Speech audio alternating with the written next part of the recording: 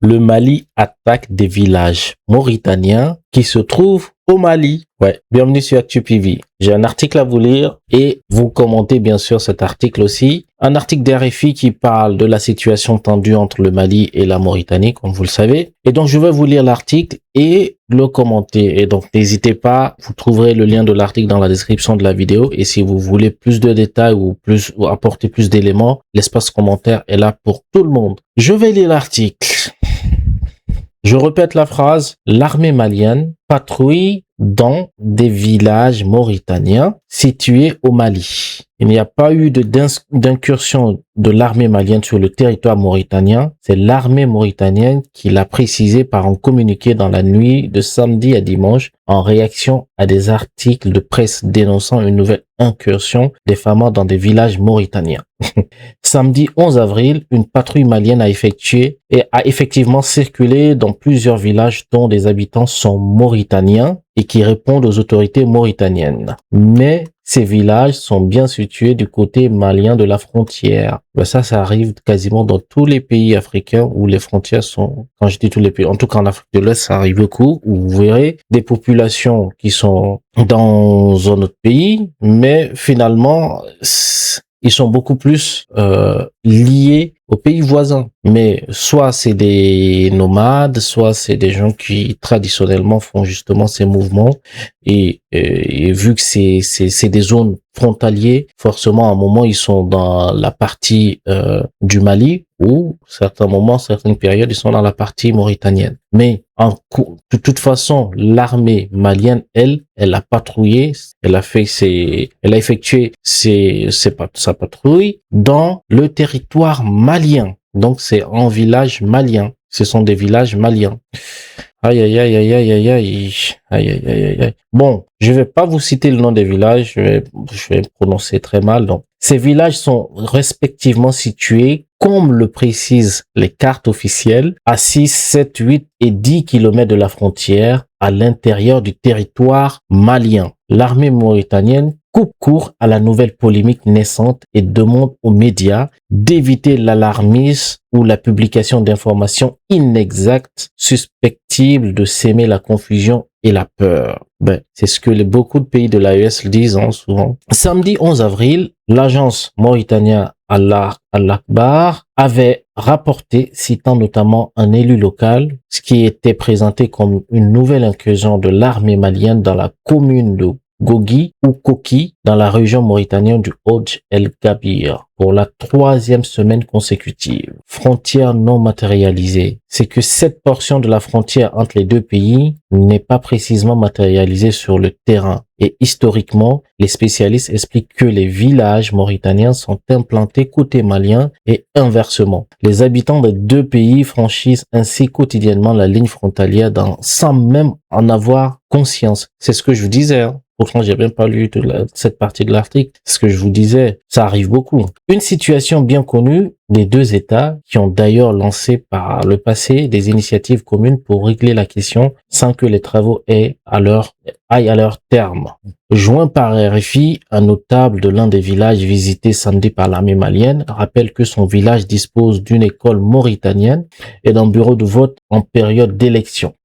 Les bureaux de vote, il y a des bureaux de vote dans d'autres pays pour les ressortissants de ces pays, du pays d'origine, pour qu'ils puissent voter dans le pays où ils habitent. C'est pas de souci là-dessus. Les soldats maliens, donc on cite le vieil homme, les soldats maliens ont dit que nos autorités ne nous avaient peut-être pas informés, mais que notre village se trouvait au Mali et qu'ils reviendraient faire des patrouilles. Témoigne cet habitant qui ne rapporte aucune violence. Ces dernières semaines, les soldats maliens avaient déjà tenté de faire descendre le drapeau mauritanien d'une école. Les habitants avaient refusé ou encore d'interrompre des travaux en exigeant un permis de construire malien.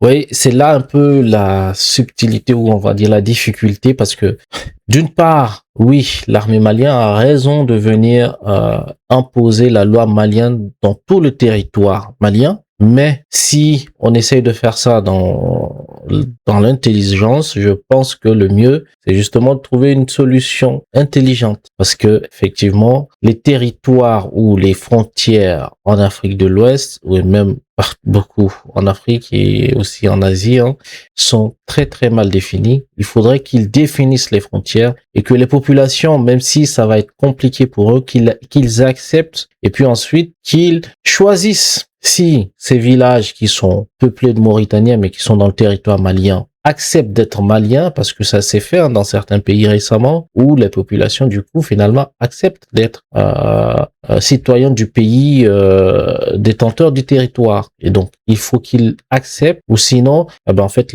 s'ils disent non, on veut retourner, on veut être mauritanien, et ben les autorités mauritaniennes leur trouvent une place côté territoire mauritanien. La meilleure solution, peut-être, c'était laisser le temps, l'histoire, créer ses frontières eux-mêmes, les populations se regroupent eux-mêmes, et puis il y aura les vraies frontières entre les différentes populations. Mais je pense qu'on est passé là maintenant. C'est quasiment impossible.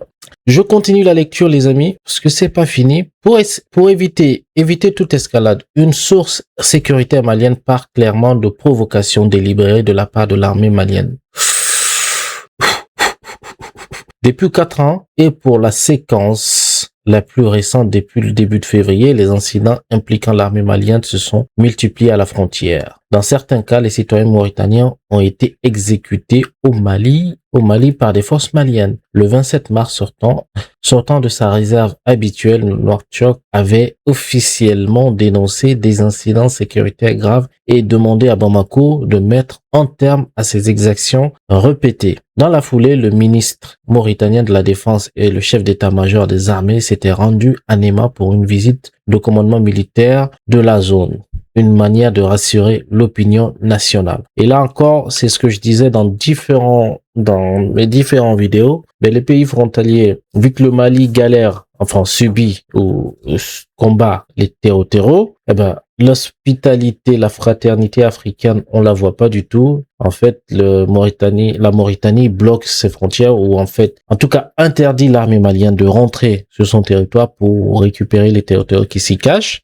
Par contre, c'est pas officiel, mais on sait que les terreaux réussissent quand ils fuient la frontière malienne qui est proche de la Mauritanie, ils rentrent où? En Mauritanie. Et là, personne ne les retouche. Et donc, ce qui est un peu compliqué, parce qu'à un moment, les Maliens sont obligés, du coup, d'aller jusqu'aux limites de la frontière pour bloquer, pour surveiller, pour patrouiller, pour empêcher que ces terreaux rentrent dans le territoire malien. Mais, encore une fois, c'est un problème que les Africains doivent gérer, hein. On doit gérer ce problème-là. Et c'est main dans la main que ce problème pourra être géré. Maintenant, si chacun pense à ses intérêts, sachez qu'à la fin, en fait, vous allez subir la même chose. Je continue la lecture. Pour autant, la Mauritanie s'efforce toujours d'éviter toute escalade avec son voisin malien. Le dernier communiqué mauritanien en atteste une nouvelle fois, même si l'état-major n'oublie pas d'y préciser. Nos forces armées suivent la situation de très près et font preuve d'une vigilance totale pour protéger les frontières.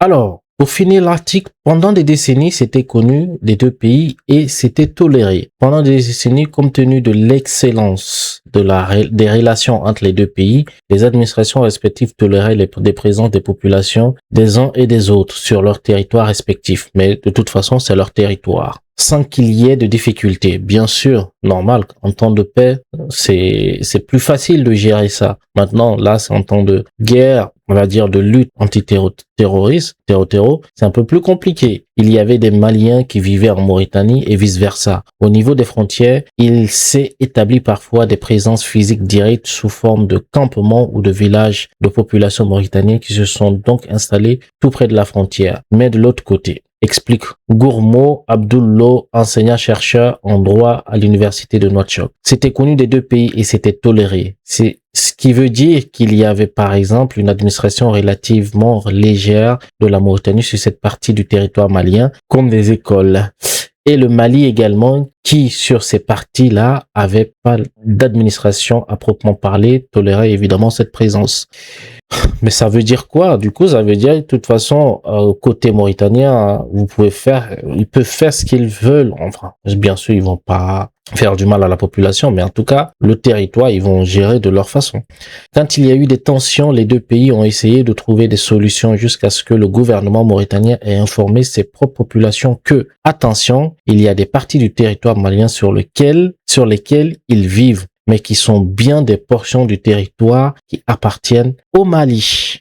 Les amis, nous sommes à la fin de la vidéo, mais j'aimerais juste vous relire le titre de l'article pour encore comprendre une fois comment les articles sont bien pensés. L'armée malienne patrouille dans des villages mauritaniens situés au Mali. Pour quelqu'un qui connaît pas trop la géographie africaine, il va dire, l'armée malienne, c'est des fous, hein. Dites-moi en commentaire ce que vous en pensez. N'hésitez pas, encore une fois, vous pouvez lire l'article complet, prendre votre temps. C'est très bien de lire parce que ça vous permet d'analyser deux fois et de pas passer rapidement sur l'information. Donc, vous aurez le lien de l'article dans la description de la vidéo. Et si vous avez des remarques, des questions, on peut en débattre dans l'espace commentaire. Encore une fois, merci et à très bientôt sur ActuPV. Ciao, ciao.